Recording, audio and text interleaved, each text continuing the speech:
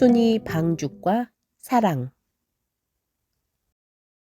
사랑하다가 그리워하다가 땅속에 묻혀간 젊은 영혼들이여.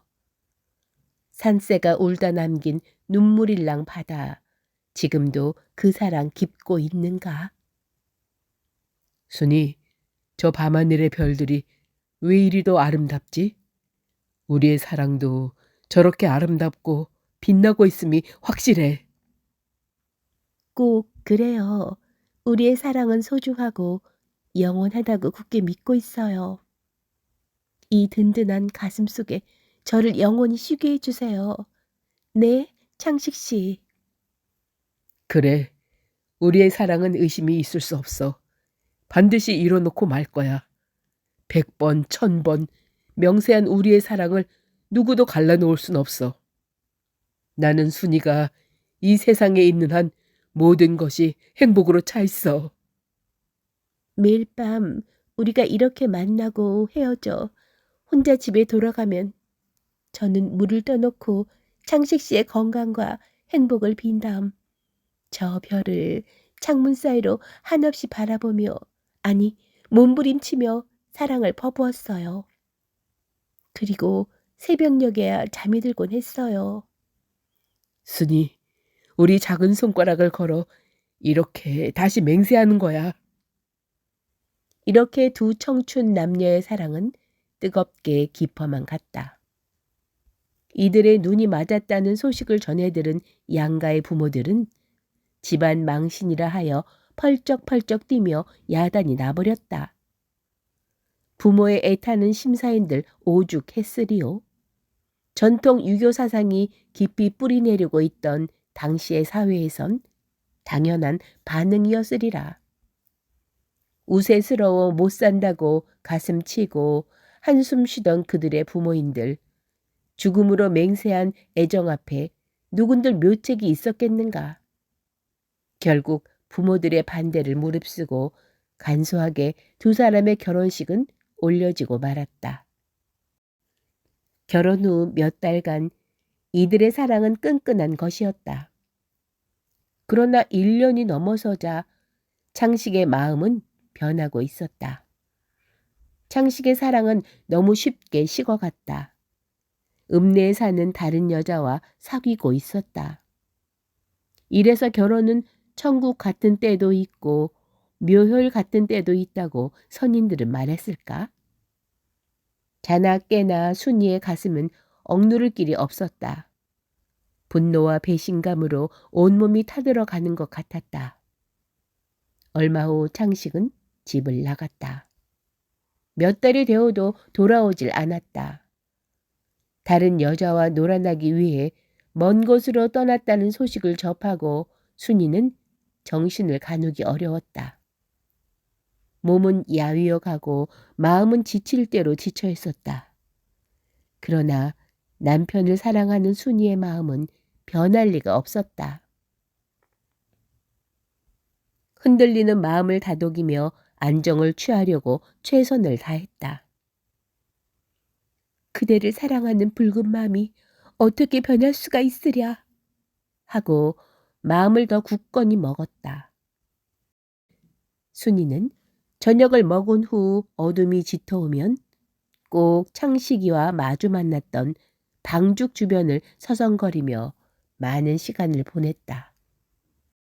저녁마다 나가 남편이 돌아오기를 기다렸지만 깜깜 소식이었다. 하늘의 별빛은 여전히 빛나고 함께 놀았던 방죽에 있은 고요한 물결은 순이의 아픈 가슴을 더 깊은 곳으로 몰아주었다. 기다림과 그리움과 사랑에 멍든 순이는 몸이 극도로 쇠약해져 있었다.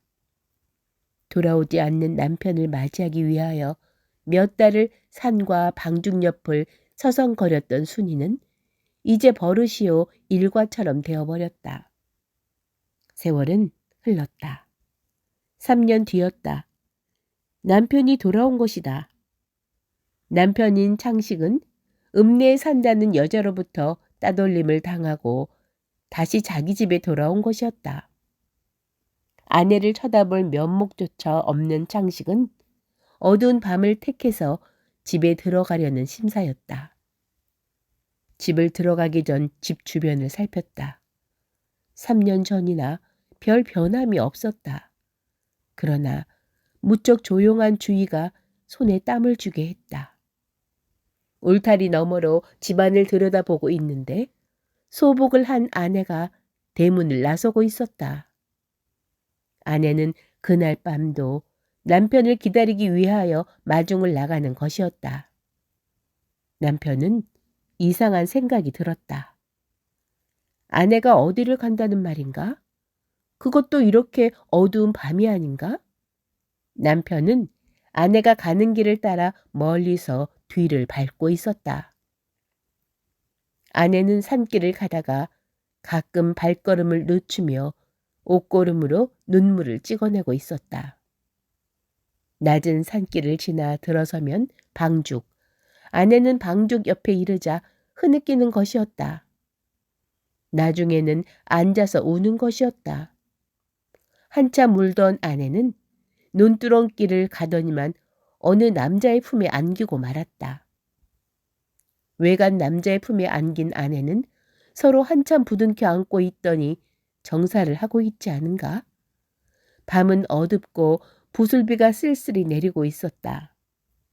이 장면을 목격한 창식은 앞길이 캄캄하고 치가 떨렸다. 그렇지만 다음 장면을 보기 위해 떨리는 몸을 참고 있는데 정사를 끝낸 아내는 터벅터벅 걸어오고 있지 않은가? 창식은 당장 쫓아가 너 이년 더러운 계집! 하자 아내는 깜짝 놀라 비명을 질렀다. 주먹으로 수없이 아내를 때려 실신시킨 후 방죽 속으로 밀어 넣어 버렸다. 창식은 제정신이 아닌 성쉽게 격분된 상태였다. 분을 이기지 못한 창식도 그 자리에 쓰러져 있었다. 날이 밝아오고 있었다. 동이 트자 창식은 어젯밤 일이 벌어졌던 주위를 돌아보았다.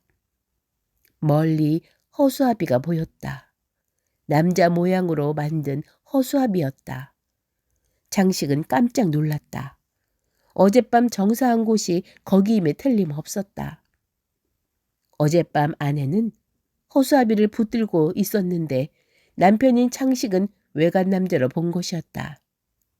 창식은 그때야 땅을 쳤다. 자기가 헛본 것이 틀림없었다. 얼른 달려가 아내의 시체를 끌어올렸다. 그러나 이미 숨을 거둔 아내의 얼굴은 안타까워 볼 수가 없었다. 순이의 시체는 방죽 가까이 있는 옛날 사랑을 속삭이던 작은 언덕에 묻히고 말았다. 이런 일이 있은 후 마을에 이상한 일이 생기고 있었다.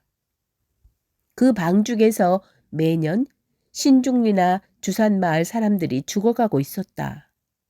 그 방죽에서 목욕을 하다 죽거나 아니면 목욕하고 돌아온 후 2, 3일이 지나면 죽거나 하는 것이었다.